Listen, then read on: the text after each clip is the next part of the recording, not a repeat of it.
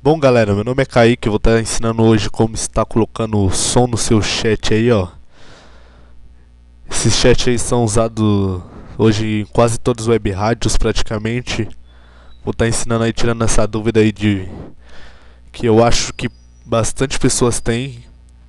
E eu vou estar ensinando aí agora. Vamos começar nossa videoaula a partir de agora. É só estar clicando aí, ó.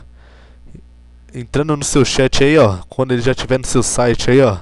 Edite your chat. Ou vai estar edite seu chat. Só clicar aí, ó. Aqui, ó, você vai em extras. Em extras vai abrir outra página aqui, ó. Você pode ver que está carregando aqui. Pra estar colocando som de web rádio. Quando você colocar no seu blog, assim, fica bem maneiro, sabe? Então, aqui, ó, é super fácil. Aqui chegou aqui, ó. Esse button color, você pode estar colocando red aí, que é a cor do botão do seu chat. Entendeu? Que é super fácil aí, ó. É só tá colocando aí. E aqui, ó. Deixa eu ver aqui pra vocês. Aqui você vai estar colocando o IP da rádio. Tá vendo aqui, ó? Então você vai... Pergunta o IP da rádio do... O IP port. No caso aqui, ó. O que eu quero colocar é esse aqui, ó. É uma web rádio. Só você clicar, copiar o link. Que é IP e a port. É o site do Southcast. Está colocando aí, ó. Colando. Não esquece. Ele vem com a barrinha no final, assim, ó. Você tem que apagar, senão a rádio não funciona. Está Update Diesel Pitons. Está clicando aqui. Automaticamente já vai aparecer lá a rádio no seu chat. Deixa eu carregar aqui. Aí, ó, em vermelho, porque eu coloquei a cor red. E aqui está a rádio, ó. Você tá vendo aí, ó? É super fácil, galera.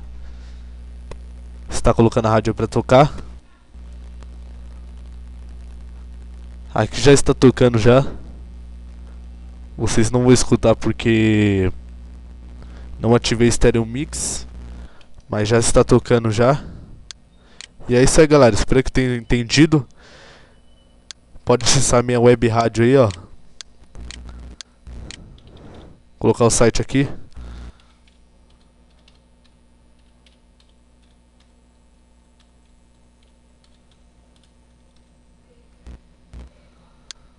Meu MSN, qualquer dúvida aí, ó.